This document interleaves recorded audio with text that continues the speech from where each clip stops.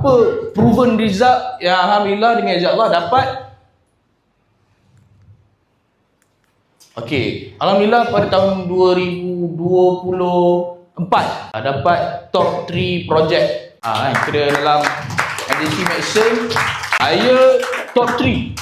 Sejujurnya, saya tak ada nak beat sesiapa pun. Cuma saya fikir macam tu, ini Somat dah run ads dan sebagainya, kita tinggal close je lah kan.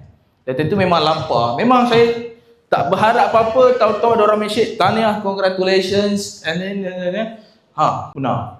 Saya pun call Syauqi tadi tu. Wah. Okay. So next, pada tahun 2025, laptop. Mana? Okey, ni alhamdulillah kantoi lah.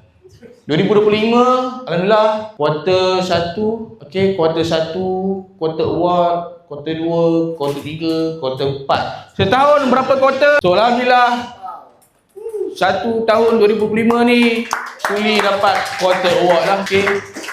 So alhamdulillah saya rasa macam benda ni berhasil ni. So saya share benda yang berhasil saja.